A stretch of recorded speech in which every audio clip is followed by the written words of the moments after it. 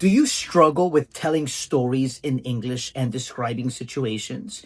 By the end of this video, you're going to learn the step-by-step process that I've implemented in my storytelling techniques and why I'm able to describe situations in detail. Then, you're going to look at what a linguistic expert says about the step-by-step process that happens in the mind of a native so that you can imitate them as well. You need to understand that English is a language that is obsessed with describing action, direction, and manner of a situation. That's why a lot of students who comment on my post on Instagram, they say things like, "Hey, I can't even describe this situation in my language." And the reason for that is because your language was not made to describe situations in the same way. This is exactly why English has a lot of phrasal verbs, a lot of these directional phrases. It's because English expressing yourself or describing situations in detail. Does that make sense? So just remember this. Focus on the actions of what's happening in the direction, how it's happening, the manner in which it moves through space and time, how the person was feeling as they moved. That's why you have all these advanced verbs that you see in my videos. They're not just like, oh, he jumped outside the window. No. Or he put his hand back. No. He flung his arm backwards, because it's the way he did it, the direction, the dynamic of it. How, did it explode back? Things like that, right?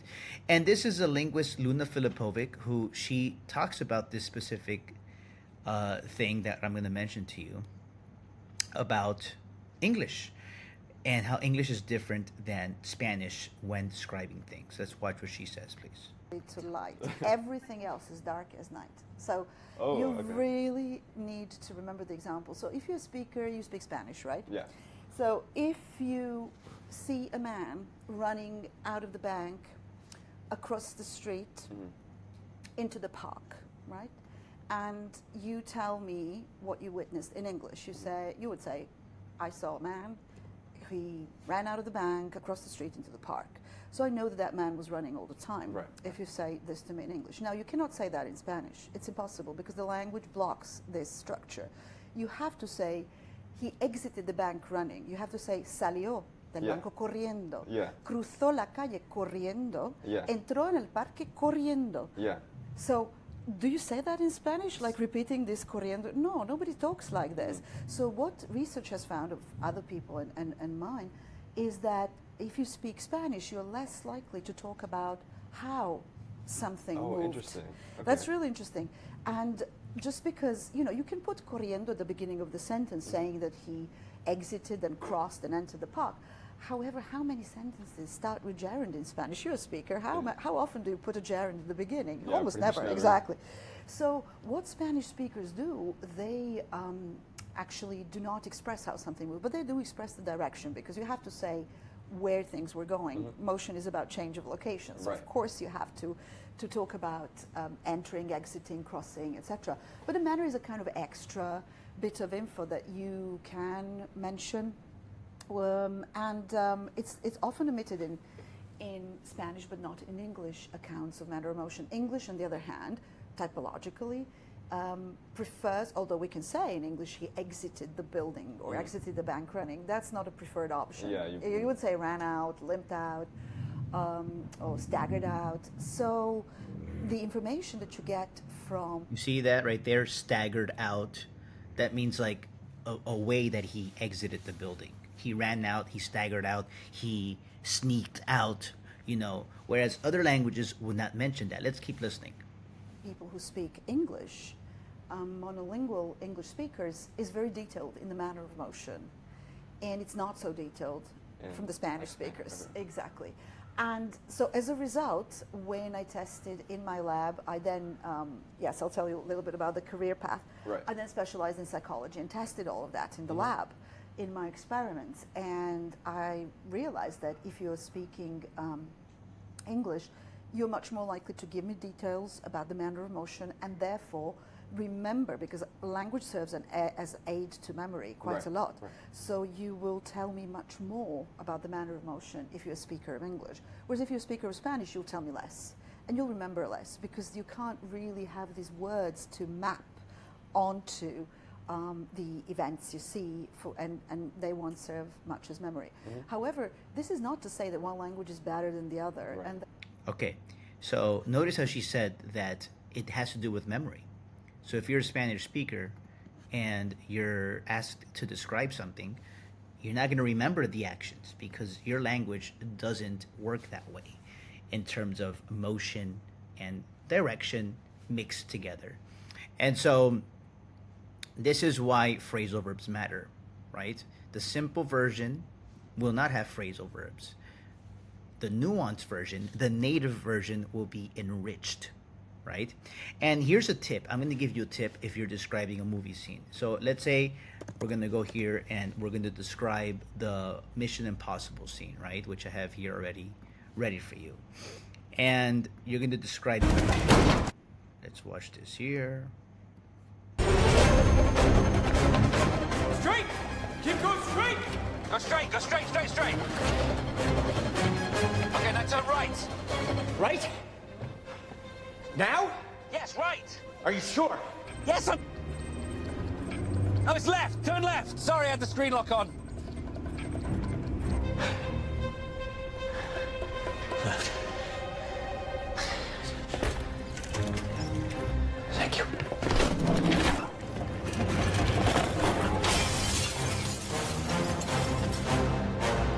What are you waiting for? I'm jumping out a window! What do you mean you're jumping out of a... Oh, sorry, I had it in 2D. Good luck.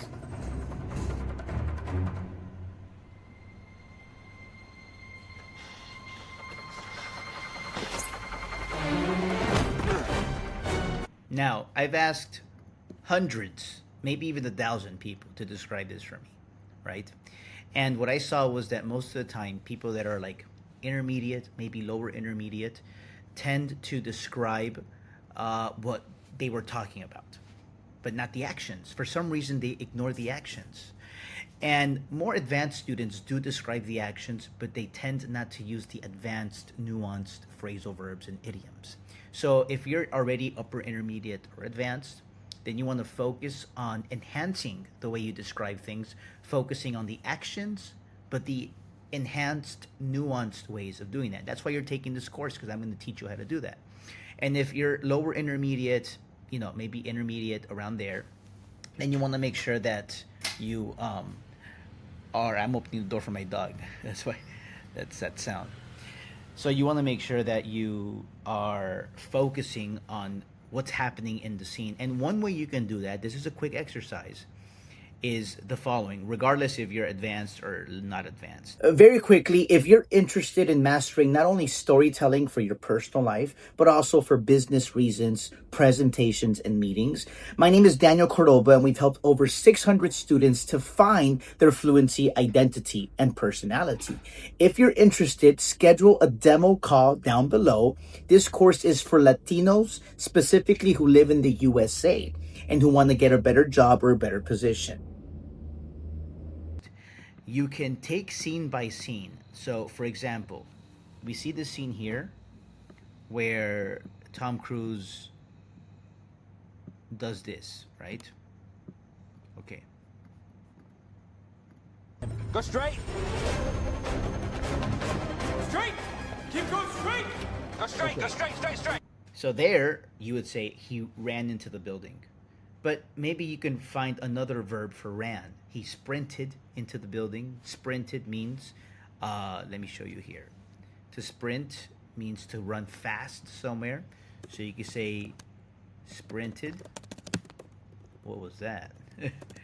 Sprinted into the building, right? He bolted is another way of saying running fast into the building. So you want to find variations of the basic way of saying it. That's if you're advanced. If you're not advanced also, you want to make sure you're saying he ran into the building. Start with that, right? So notice I'm taking scene by scene. You play it, you pause it, you describe it. Okay, now turn right. Right? Now? Yes, right. Are you There, you would describe that. He turned around, he looked to the left and to the right. If you're basic, say that. Because right now you're not saying that. If you're more advanced, you want to find an adjective to modify that. So you can say he, right? You can just say he looked to the left and to the right, right? He looked to the left. What's happening here? Why can't I edit this? Okay, there we go. Look to the left and to the right. But you want to make sure that you make it a little bit more descriptive. How? Well, he was confused, right? So find a nice advanced way of saying confused. You can say he confusingly, right? Or in a panic, right? He looked to the left and to the right. Or desperately, he desperately, I'm not even spelling it right, but who cares? There we go. He desperately looked to the left and to the right. So find adverbs or adjectives to make it more enhanced. Does that make sense? So now I could have just said, he ran into the building, he looked to the left and to the right. But imagine me saying, he bolted into the building desperately, and then he, in a confused manner, looked to the left and to the right. Notice how that changes everything. It makes it more enriched, more detailed. That's what you want to do. Now let's take the next scene. What does that? Yes, I'm... Oh, it's left. Turn left. Sorry, I had the screen lock on. And by the way, you can say that, right? Oh, then his friend said da-da, and then he said ba-da, right? We'll talk about that later in another video. left?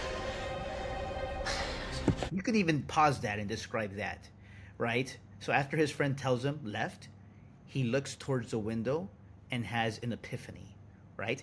Or he looks towards the window and he gets an idea, right? That's one way of saying it. So notice I'm pausing after each scene and I'm describing it. Thank you. We can pause that there as well.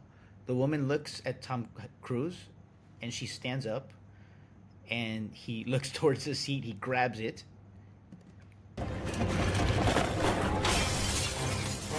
And you can say throw, he throws it into, the window, but you want to find other verbs to describe throw, right? I would have said he launches it through the window, or he launches it. That's one way of saying it, right? And remember this too, there's a time and place for everything. There's a time and place to be very descriptive, use nuanced phrasal verbs and idioms, but then there's a time and place to be basic, right? Does that make sense? So let's review. What did we talk about today? Well, we talked about English being a locomotion language that is obsessed with describing situations in actions, verbs, the manner of the situation, and direction, whereas other languages are not like that. For example, Spanish. We saw the expert Luna Filipovic, who's a linguist, talk about the differences between English and Spanish and how that even affects your memory, which then affects the way you tell a story, right? But that can change if you change your mentality and if you learn. And we also learned that that's the reason why there are so many phrasal verbs in English. And we also learned that a tip or a hack to doing this and practicing this is going through a movie scene, pausing after every scene, and finding enriched way to describe it. You can do that using a dictionary, ChatGPT, or Google. That's totally fine. You can put it the basic way on ChatGPT and tell it to give you a nuanced native way of saying that same thing. You repeat it, and obviously in my course, you guys know, you can put it into your vocab tracker, right? Well, my students, let me know what you thought about this lessons down below. And in the next lesson, we're gonna learn something else. So I'll see you soon.